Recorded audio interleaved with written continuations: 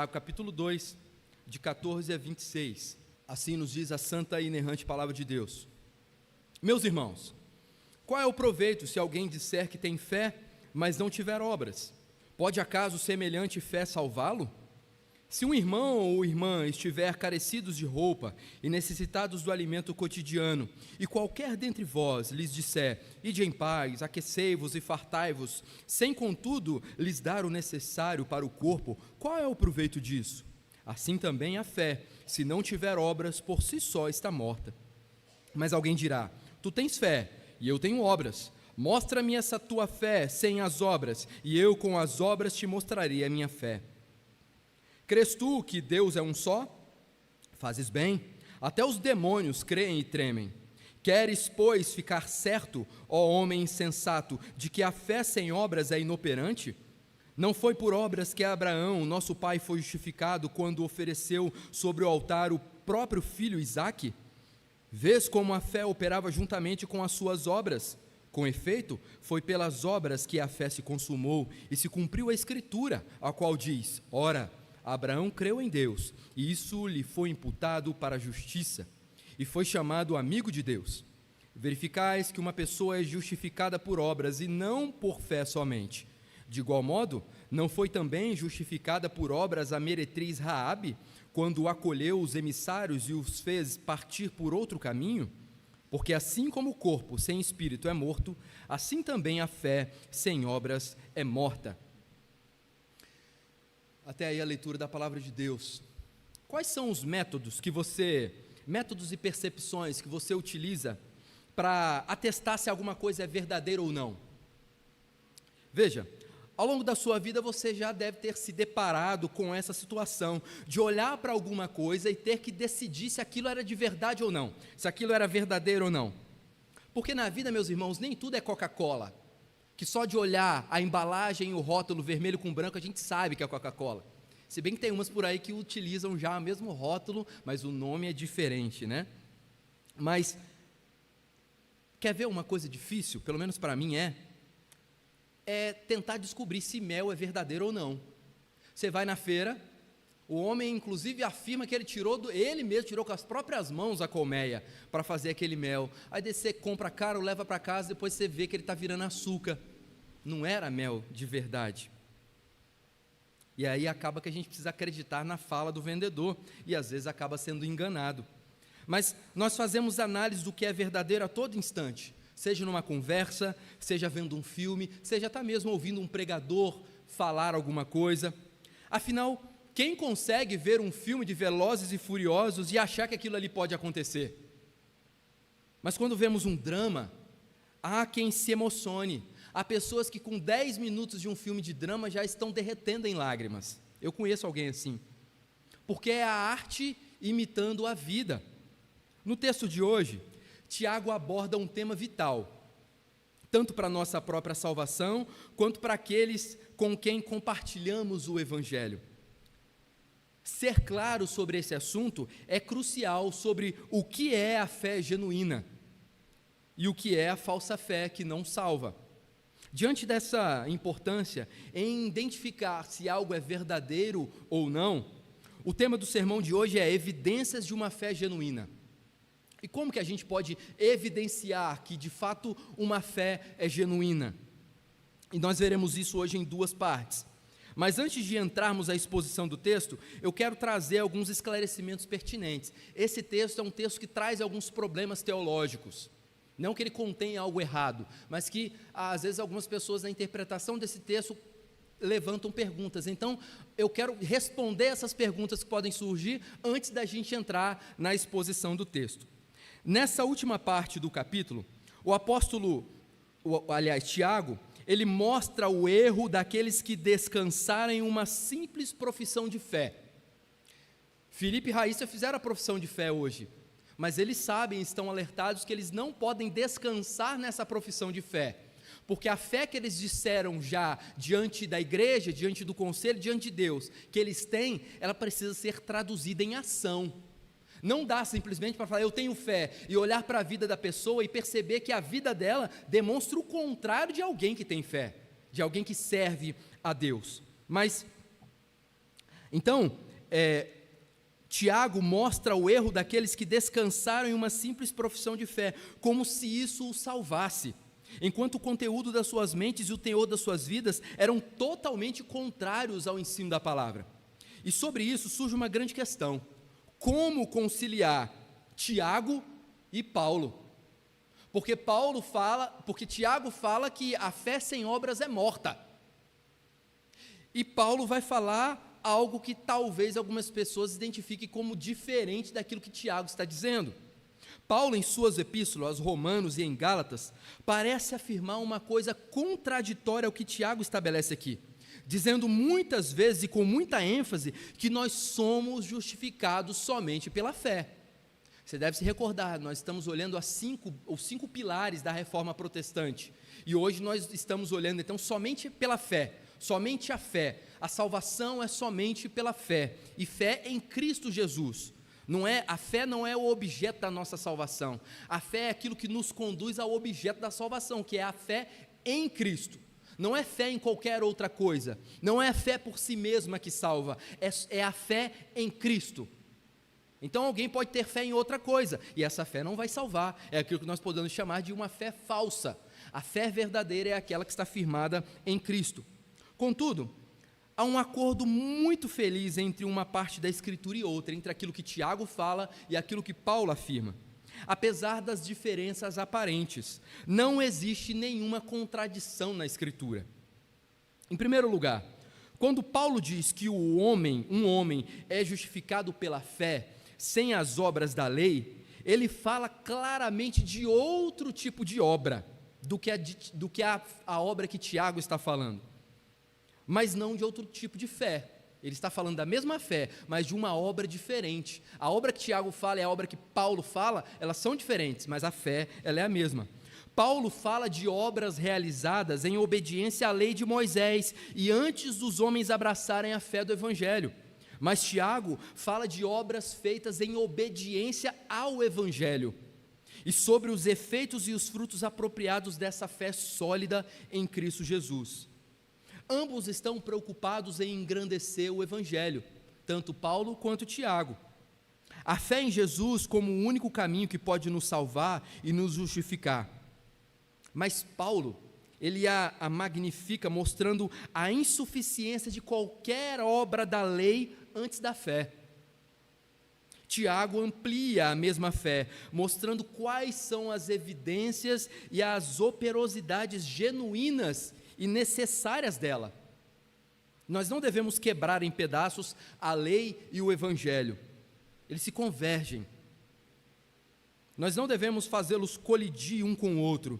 Em Tiago, aqueles que clamam o Evangelho para deixar de lado a lei, e em Paulo, aqueles que clamam pela lei de modo a anular o Evangelho, estão ambos errados, pois devemos levar nossas obras diante de nós, mas deve haver a fé em Jesus Cristo, e as boas obras são frutos dessa fé verdadeira firmada em Cristo. A justificação da qual Paulo fala é diferente daquela falada por Tiago. Mostra-me a tua fé pelas tuas obras, diz Tiago, mas Paulo fala da justificação aos olhos de Deus, que justifica somente aqueles que creem em Jesus e puramente por causa da redenção conquistada nele, em Cristo. Assim vemos que nós somos justificados diante de Deus pela fé, mas nossa fé, ela é justificada diante dos homens pelas obras. E este é tão claramente o escopo e o desígnio de Paulo, de Tiago, aliás, que ele está apenas confirmando o que Paulo já havia dito em outros lugares. Diz sobre a sua fé que é algo laborioso, é algo trabalhado, e uma fé que opera por amor. Veja o que Paulo diz em Gálatas capítulo 5, versículo 6. Ele diz assim: porque em Cristo Jesus nem a circuncisão, nem a incircuncisão tem valor algum, mas a fé que atua pelo amor. Paulo também vai dizer em 1 Tessalonicenses, capítulo 1, 2 e 3, ele diz: damos sempre graças a Deus por todos vós, mencionando-vos em nossas orações e sem cessar, recordando-nos diante do nosso Deus e Pai, da operosidade da vossa fé, da abnegação do vosso amor e da firmeza da vossa esperança em nosso Senhor Jesus Cristo.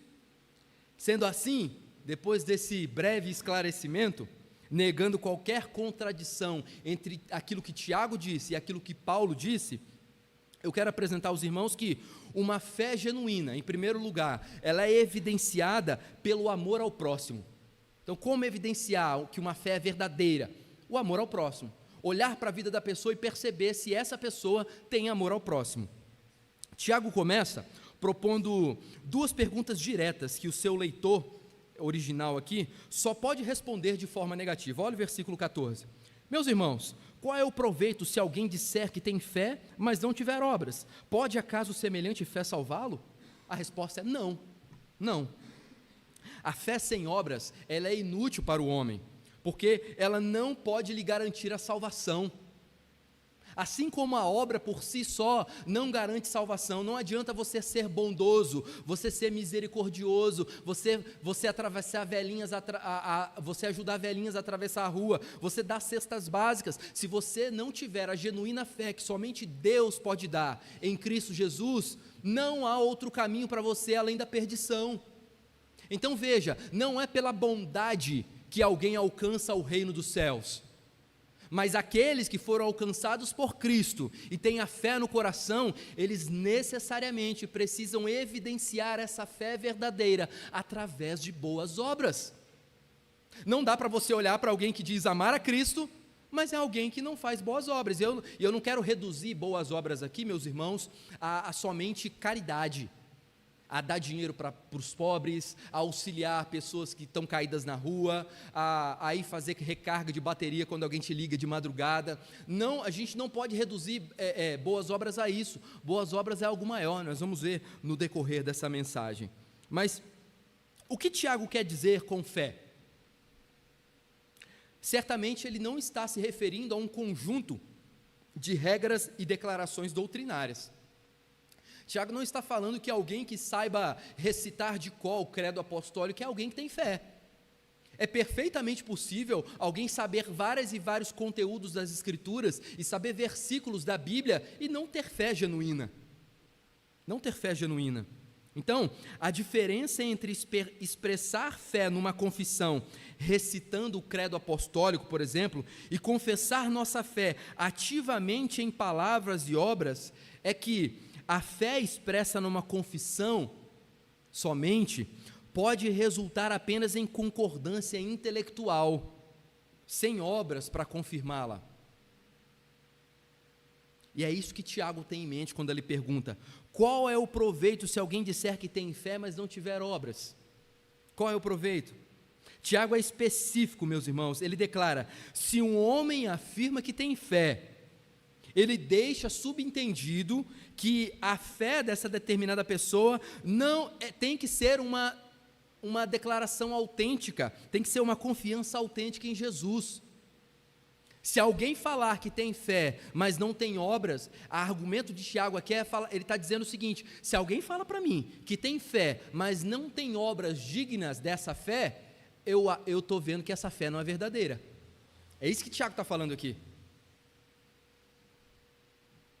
Na realidade, a afirmação feita por uma pessoa que diz ter fé, mas não tem obras, é algo vazio. Se ela só assente com as palavras de uma declaração doutrinária, sua fé é intelectual, ela é estéril, ela é sem valor. A fé em Deus por meio de Jesus Cristo é uma certeza que flui do nosso coração. Ela emana até a nossa mente e ela necessariamente deve ser traduzida em obras. Em obras. A fé ela é vibrante, ela é de palavra, ela é de obra, ela transmite o amor a Deus e ao próximo, e é o que nos faz crer no único caminho para a salvação, que é Jesus Cristo. Mas então fica a pergunta: qual é o papel das obras? Qual é o papel das boas obras? Se Tiago está ligando uma coisa a outra, qual é o papel das boas obras? E eu não conheço resposta melhor para dar para os irmãos do que a que está contida na Confissão de Fé de Westminster, no capítulo 16, no segundo parágrafo. Eu quero ler para os irmãos. Abre aspas. Estas boas obras, feitas em obediência aos mandamentos de Deus, são fruto e as evidências de uma fé viva e verdadeira. Por elas, os crentes manifestam a sua gratidão, robustecem a sua confiança, edificam seus irmãos, adornam a profissão do Evangelho, fecham a boca aos adversários e glorificam a Deus, de quem são feitura, criados em Jesus Cristo para isso mesmo, a fim de que, tendo o seu fruto em santidade, tenham no final a vida eterna.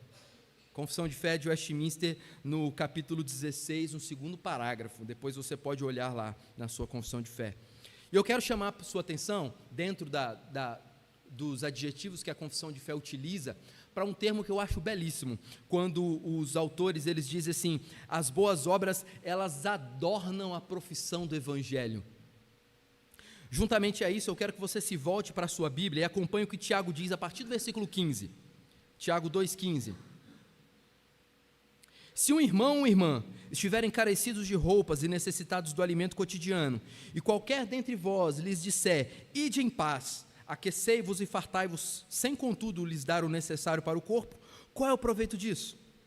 A ironia de toda essa situação aqui, meus irmãos, é que o seguinte fato, a pessoa que está falando ide em paz, é alguém que tem roupa, comida e abrigo, e ela está se lixando para o outro que pediu, ela tem o dela, ela só pensa nela, e ela não quer compartilhar aquilo que ela tem.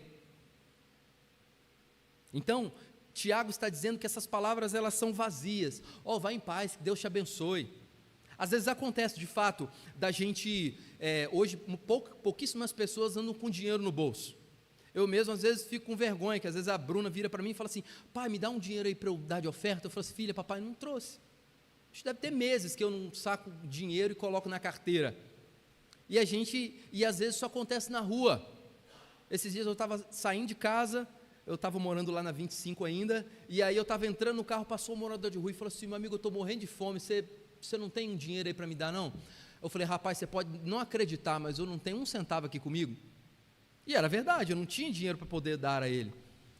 E aí ele falou assim, não, mas eu tenho Pix. Pode parecer engraçado, mas o pessoal está se modernizando.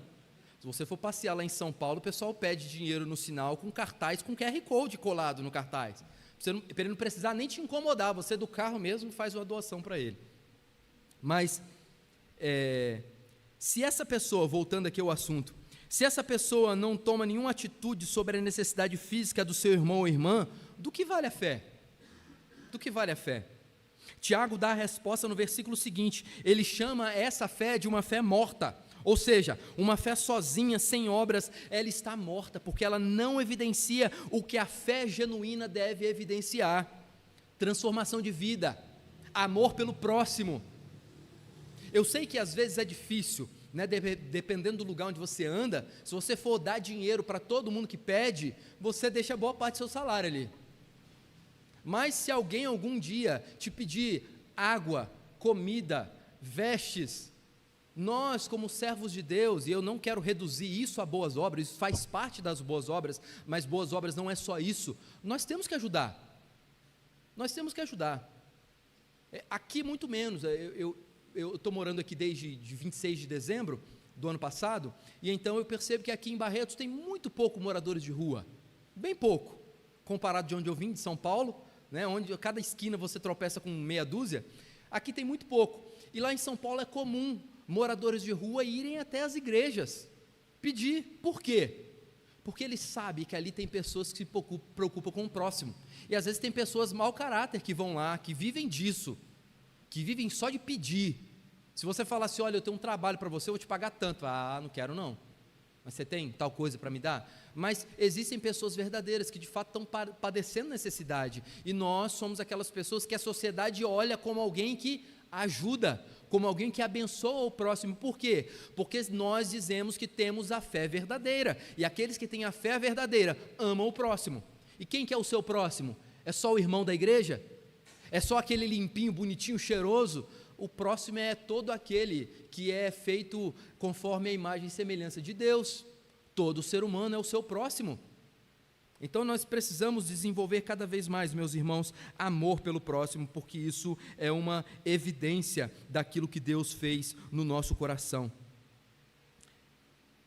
Uma fé sozinha é uma fé morta, e ela não evidencia a fé verdadeira. Imagina que você ganhou uma obra maravilhosa, um quadro muito bonito, muito bem pintado, por um pintor mesmo, não é aqueles quadros que a gente compra de 50 reais, 100 reais, não. Um quadro daquele que só a moldura vale muito dinheiro, quanto mais o conteúdo. E aí você compra esse quadro, você leva para sua casa, você coloca ele na parede da sala, no melhor lugar de destaque, mas você percebe que a iluminação da sua casa está meio fraquinha, está pobrinha. E você fala assim, não, mas o quadro não está aparecendo, eu preciso melhorar isso aqui. E aí então você vai numa casa elétrica, você contrata um eletricista se você não souber fazer, e você compra lá, você pesquisa na internet e descobre que precisa ter iluminação amarela, branco quente, branco frio, para realçar todas as tonalidades do quadro. Você então compra lá um negócio bonito, bota no teto e dando um foco no quadro, assim, bonitão. Depois disso feito, você convida alguém para ir na sua casa. E essa pessoa entra na sua casa, a primeira coisa que ela vai ver é o quê? É a luz ou é o quadro? É o quadro, não é? É o quadro. É o quadro. Obviamente o quadro. Porque a luz só existe para enaltecer a beleza do quadro. Assim são suas boas obras. Elas servem para adornar a profissão do Evangelho. Suas obras não servem para enaltecer quem você é. As suas boas obras servem para enaltecer aquele que te colocou no caminho das boas obras. Quando você faz algo bom, quando você se demonstra, quando você se apresenta como alguém com uma fé genuína, você não está jogando luz para você, você está jogando luz para a obra magnífica de redenção que Cristo fez e te colocou nessa história. Crer que as suas obras o justifica é desprezar o sacrifício perfeito e substitutivo de Cristo na cruz do Calvário. Nada do que você fizer nessa vida pode te justificar. Nada do que você fizer de bom nessa vida pode fazer com que no dia do juízo você chegue diante de Jesus e fale assim, Senhor, olha, eu ajudei as pessoas. Lá na minha casa teve pessoas que tiveram dificuldade financeira, eu paguei a conta de água e luz vários meses. Olha, meu vizinho passou por uma dificuldade, eu fui no supermercado, fiz compra e entreguei na porta da casa dele. Nem tirei foto para botar no Instagram, mas eu ajudei. Nada disso pode te fazer justificado diante de Deus. A única coisa que pode te fazer justificado dos seus pecados diante de Deus é crer em Cristo Jesus. E isso só é possível por meio da fé. Não adianta você colocar a fé em estátuas que muitas igrejas têm por aí, não adianta você colocar a sua fé em Buda, em nenhuma outra coisa, nem mesmo no positivismo. A única coisa que pode ser objeto da nossa fé é o próprio autor da fé, que é Cristo Jesus. Porque aqueles que professam Cristo como seu Salvador, só fazem isso porque Jesus deu o dom da fé, e agora eles podem crer. Então até mesmo o ato de crer que você tem, não vem de você, é Deus que possibilitou na sua mente você crer. Isso é algo espiritual. Pense comigo a maneira com que você tem visto a sua santificação na sua vida. Muitos crentes olham para a santificação como um caminho para ganhar o prêmio da salvação. Eu vou me santificar porque eu sei que se eu me santificar, se eu for o mais perfeitinho possível, no final da minha vida eu vou ganhar um prêmio. E talvez você esteja inclusive pensando em Filipenses 3,14, quando Paulo diz, prossigo para o alvo, para o prêmio da soberana vocação de Deus em Cristo Jesus. Mas Paulo tinha a convicção de que o prêmio estava em Jesus. E nós recebemos esse prêmio pela fé. É um dom de Deus. É um dom de Deus. Você não tem mérito algum nisso. Na sua salvação, você não tem mérito algum. É por isso que Lutero dizia, nós somos miseráveis pecadores, nós somos mendigos da graça de Deus, e de fato somos. Talvez pelos anos que você caminhou na igreja, pelo tempo e serviço que você prestou para a igreja, você pode olhar e talvez você pode ter no fundo do coração, que você é alguém que merece a salvação. Você nunca vai merecer, eu nunca vou merecer. A salvação é pela graça, como nós vimos no domingo passado. E essa graça, ela chega até nós por meio da fé em Jesus Cristo. Pensar assim, no prêmio como mérito, pensar que a salvação final, a justificação é um mérito se você viver bem e corretamente, é semelhante a uma criança que só come vegetais e legumes porque o pai promete chocolate. Filho, come o brócolis, se você comer o brócolis todinho, papai vai te dar uma barra de chocolate sozinha. Filho, seja obediente, porque no final do ano, eu não sei o nome, qual é o nome daquele negócio que o pessoal anda em cima, aquele negócio é meio sobrenatural, né? As crianças andam em cima, tem 2 rodas, eu fico olhando para aquilo, eu não sei como é que as crianças conseguem andar em cima daquilo, e é um skate com 2 rodas só do lado, e eles vão andando, e aí fala assim, filho, seja obediente, se você for obediente no final do ano, papai vai te dar um presentão daquele. É a mesma coisa, você achar que se você for perfeito, ou buscar a perfeição, você vai ganhar o prêmio da salvação. Não, você não merece a salvação, não importa quão santo você seja, não importa quão dedicado à igreja você seja, não importa o quanto você ora, você não merece a salvação é pela graça, você é um miserável pecador.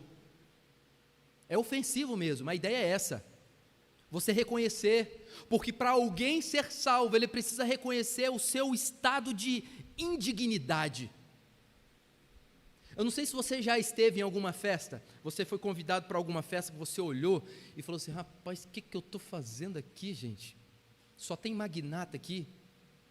Imagine que você é convidado por alguma festa, e quando você chega lá na festa, com a sua roupa melhor que você colocou, você botou lá talvez, a mulher botou um vestido, aquele tubinho preto, que fica amarrado no guarda-roupa, para te soltar, ele anda sozinho pela cidade, né?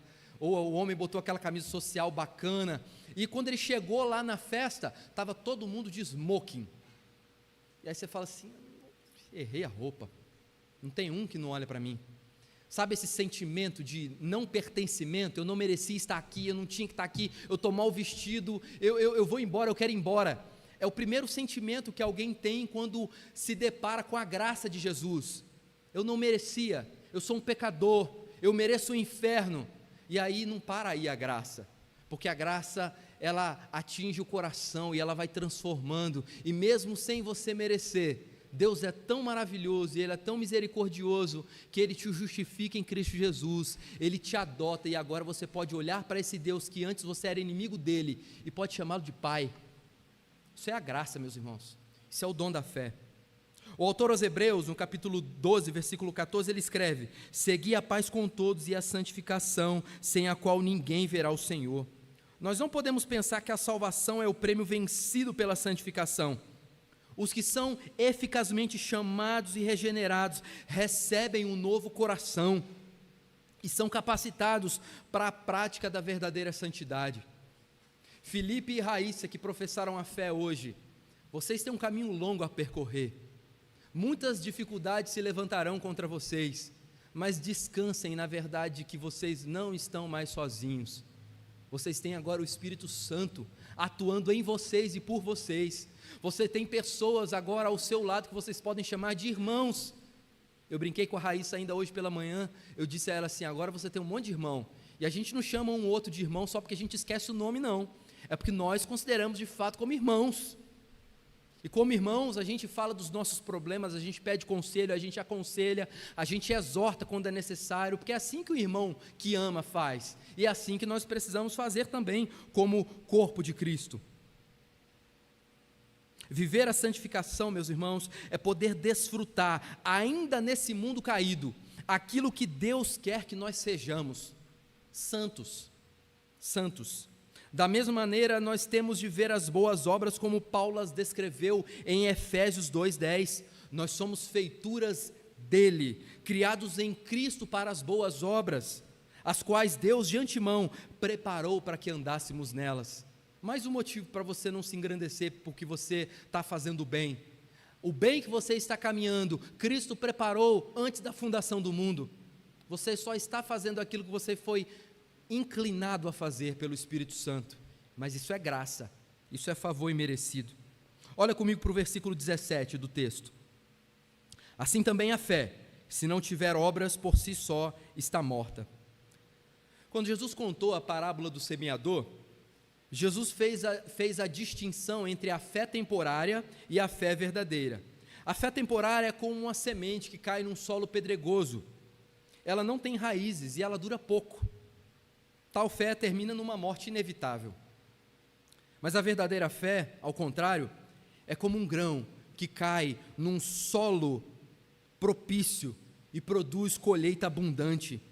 A verdadeira fé está firmemente arraigada no coração do crente. Nesse versículo específico aqui, versículo 17, Tiago cria um contraste muito interessante entre a fé que está viva e a fé que está morta. Ele retrata uma fé vibrante, trazendo à memória o exemplo de Abraão, oferecendo o seu filho Isaque. Lá no versículo 21, a gente vê isso. Ele usa um sinônimo para representar o tema morto, aqui no texto. Assim ele descreve que a fé sem obras é morta. O significado de morto aqui é inoperante. Então, se você, meu irmão, afirma que você tem fé em Jesus Cristo, mas essa sua fé é inoperante, a sua fé está sendo morta. Mas há a oportunidade, por meio dessa exortação, hoje, ouvindo a palavra de Paulo, a sua fé torne-se viva em Cristo Jesus, porque foi para isso que Deus te deu a fé. Não foi para você guardar esse talento e escondê-lo, foi para que você agora aponte para aquele que é o dono, o autor da fé. Você precisa viver para a glória de Deus, você precisa viver mostrando a Cristo, o Cristo que te libertou das algemas do pecado. É assim que você tem que viver. Mas agora eu quero chamar a sua atenção para os versículos 18 a 26, onde nós veremos que uma fé genuína é evidenciada pelo amor a Deus acima de todas as coisas. Então, em primeiro lugar, uma fé genuína, ela é evidenciada a partir do amor ao próximo. Mas você pode dizer assim: pastor, eu conheço pessoas que têm amor ao próximo, mas não têm fé. Veja como que as obras por si só não justificam. Alguém pode ser alguém piedoso no sentido de caridade, de dar dinheiro aos pobres, de ajudar quem necessita, de ser alguém bondoso na sociedade, mas ainda assim não ter a fé genuína. Mas o que Tiago está dizendo é que aqueles que têm a fé genuína têm que ter essas coisas, têm que evidenciar através do amor ao próximo e também, em segundo lugar, pelo amor a Deus acima de todas as coisas. No versículo 18, nós somos ensinados a comparar uma fé que se vangloria sem obras a uma fé evidenciada por obras. E olhando para as duas, para tentar compreender como essa comparação funciona em nossas mentes, sim, um homem pode dizer: tu tens fé, eu tenho obra. Mostra-me a tua fé sem as tuas obras, e eu te mostrarei a minha fé pelas minhas obras. Tiago não está afirmando que alguém que tem obra sozinho é alguém que tem fé. Tiago está falando o seguinte: Tiago está falando para aquelas pessoas que diziam ter fé, mas quando a vida dessas pessoas eram examinadas, não via nenhum fruto de conversão. Tiago está falando para essas pessoas, e Tiago está falando para você nessa noite. Será que a sua vida, uma vez examinada, demonstra boas obras? A sua vida, uma vez examinada, tem enaltecido os caminhos das boas obras que Cristo preparou para você desde antes da fundação do mundo? Porque do que adianta você dizer que tem fé em Jesus, você saber recitar os 5 solas da reforma, você saber quais são os 5 pontos do calvinismo, você saber do conteúdo do credo apostólico, você saber dos símbolos de fé da igreja presbiteriana, se a sua fé não é operante? A sua fé está sendo morta, meu irmão, se você está agindo assim. De que adianta muitas pessoas, quando são perguntadas: você acredita em Deus? Eu acredito. Mas olha para essas pessoas e elas não têm comunhão nenhuma com Deus. Deixa eu te alertar, se você é uma dessas pessoas, você vai para o inferno acreditando nesse falso Deus que você acredita. Porque aqueles que acreditam no Deus verdadeiro, têm a fé verdadeira, essa fé verdadeira é demonstrada a partir de boas obras. Não adianta dizer que acredita em Deus, mas viver uma vida contrária àquilo que diz. Não adianta. Talvez você pense: mas pastor, a retidão externa da vida é uma evidência de certeza de fé?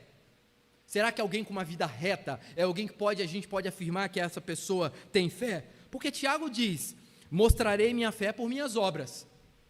Veja, eu sei que muitos incrédulos às vezes se sobressaem em virtudes ilusórias e vivem uma vida honrosa, isenta de todo e qualquer crime, e daí ser possível que existam obras aparentemente excelentes à parte da fé, mas não existe.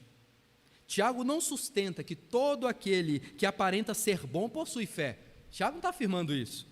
Ele diz que apenas que a fé, sem a evidência de boas obras, é inutilmente pretendida, porque o fruto sempre provém da raiz viva de uma boa árvore. Se você foi enxertado por Cristo Jesus na videira, você não pode ser um galho seco. Você tem que dar frutos, e frutos dignos de conversão. Mas veja, eu não estou dizendo aqui que nós temos que ser perfeitos, nós não somos, nós somos falhos. Os pais da Raíssa aí, talvez vocês vão olhar para a Raíssa amanhã, e vai parecer que ainda ela é a mesma menina. E por que isso? Porque a vida de santificação é uma carreira longa, é uma luta constante. Dona Ana, talvez a senhora vai chamar a atenção do Felipe. Felipe, você não lavou as vasilhas ainda, Felipe, me ajuda, Felipe.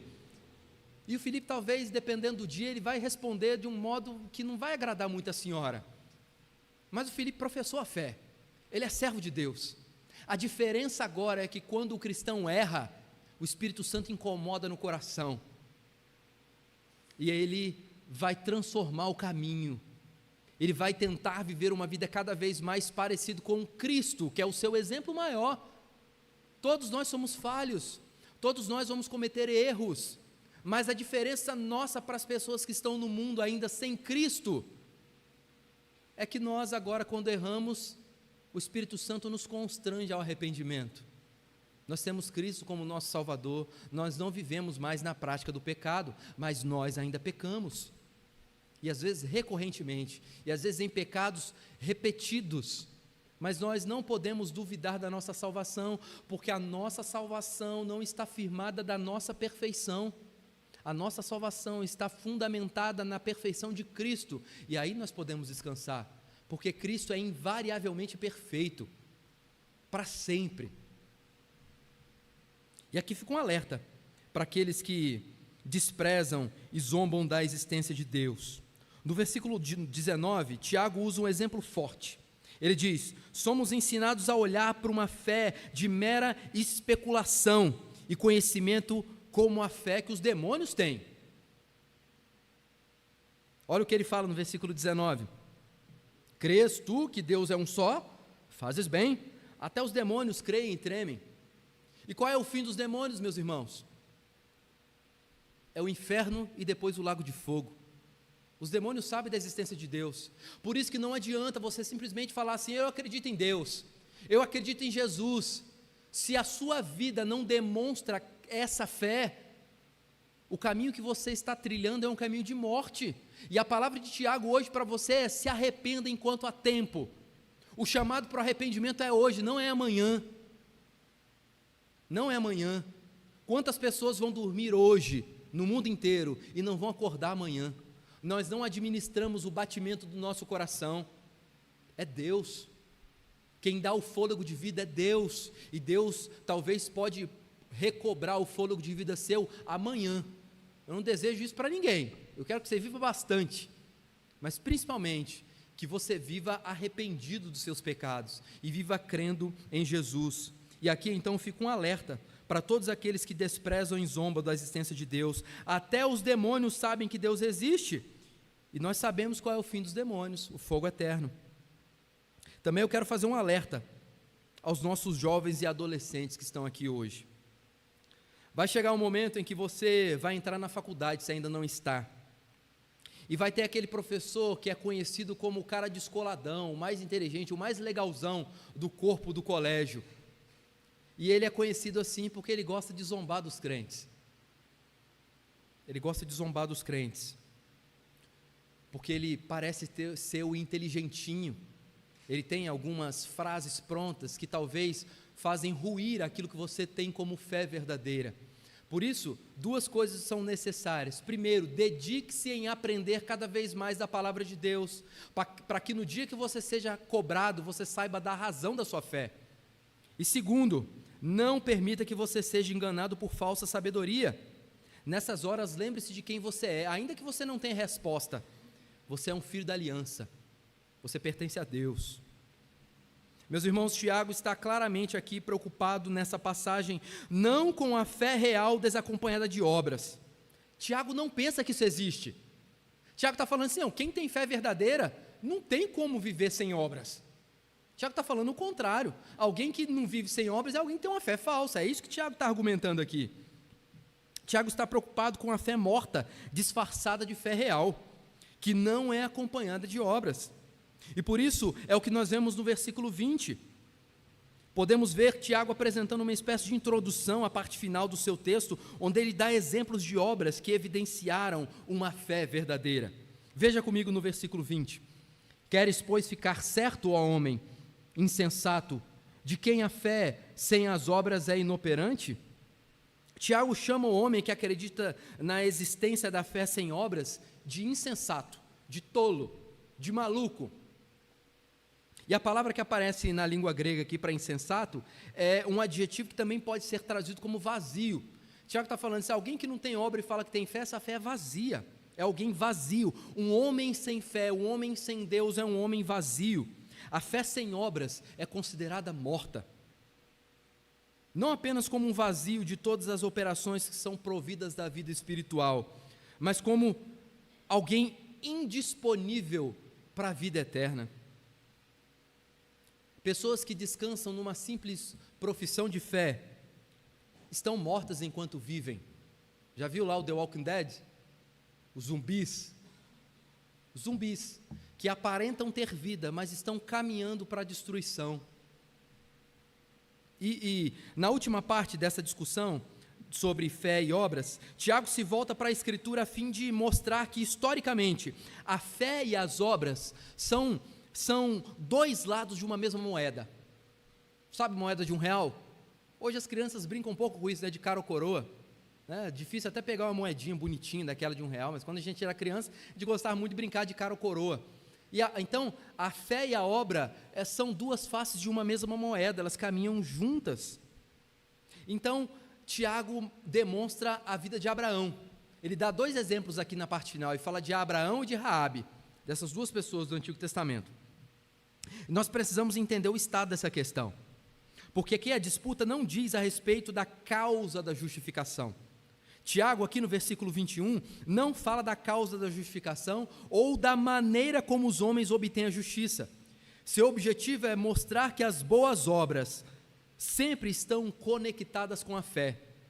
Sendo assim, ao declarar que Abraão foi justificado pelas obras, ele está falando da prova que Abraão deu da sua justificação.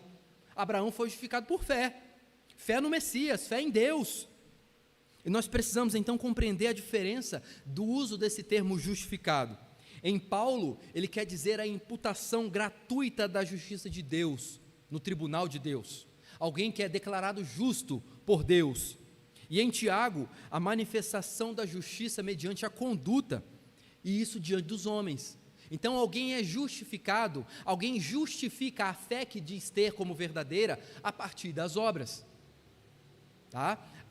Paulo fala da justificação pela fé no sentido do ato único de Deus. Tiago está falando aqui, é como se justificação fosse um sinônimo de demonstração dessa fé. Veja, nesse sentido, Tiago coloca que o homem é justificado por obras. Um homem justificado por obras é como quando alguém diz que uma pessoa se enriquece. Imagina uma pessoa muito rica. E ela só demonstra essa riqueza quando ela compra uma casa grande e valiosa, porque antes a casa estava em oculto, o dinheiro estava em oculto. Então alguém, para você olhar, fala, olha como ele é rico, eu não sabia. É a partir da compra, da demonstração dessa riqueza. Então o Tiago está falando assim, você pode ter a fé verdadeira, mas você vai demonstrar essa fé verdadeira a partir das obras. Então a obra tem sua importância como demonstração da fé, como justificação dessa fé. E Abraão, é alguém que foi justificado pela fé. Lá em Gênesis 15:6 já diz isso. Mas da mesma maneira, Raabe, ao esconder os espias, e eu espero que você se lembre da história de Raabe, quando ela escondeu os espiões que foram enviados a Jericó sobre o forro da sua casa, ela amou mais a Deus do que a sua própria vida, porque os soldados entraram na casa dela. Cadê o pessoal? Eles entraram aqui. Não, eles não estão aqui não. E aí eles estavam escondidos no forro. E ela evidenciou assim, então, uma fé genuína nas promessas de Deus. E é curioso, meus irmãos, nós vemos esses dois exemplos. Abraão, e é muito inteligente da parte de Tiago, é óbvio que ele estava aqui sendo inspirado por Deus para escrever o que escreveu, mas ele usa Abraão, o grande patriarca, e usa uma prostituta, que foi alcançado pela graça e deixou de ser prostituta. Abraão era o grande patriarca, e Raabe foi uma meretriz, antes de ser justificada por Deus. Tiago usa esses dois exemplos tão distintos, para que ninguém pense que Abraão foi um caso tão único, que jamais podemos alcançá-lo. Tiago se refere também a Raabe, superficialmente, de uma maneira contrária a Abraão, mas igualmente pessoas com a mesma fé. Abraão e Raabe tiveram a mesma fé em Deus. E pasmem, se você olhar depois lá, Mateus capítulo 1, versículo 2 e versículo 5, você vai ver Abraão na genealogia de Jesus, e você vai ver também Raabe na genealogia de Jesus. Ela era tataravó de Jesus. Boas obras, irmãos, não podem produzir justiça. A justiça que nos justifica perante Deus provém de Cristo, e nós recebemos pela fé. Por isso a bandeira que estamos defendendo aqui hoje, através das Escrituras, é aquela que os reformadores no século XVI também levantaram. Só é possível alcançar a salvação pela fé, somente a fé. E a fé em quê? A fé em Jesus Cristo. E eu quero concluir, meus irmãos, dizendo a você que o apóstolo tira a conclusão no que vemos no versículo 26. Ele diz: porque assim como o corpo sem espírito é morto, assim também a fé sem obras é morta. Assim como o corpo sem respiração está morto, a fé sem obras ela é morta. Isso nos mostra que as obras são companheiras da fé, como a respiração é companheira da vida. Talvez você encontre agora prendendo a sua respiração, mas você ainda está vivo, né? Seu coração está batendo, mas você não consegue prender por muito tempo.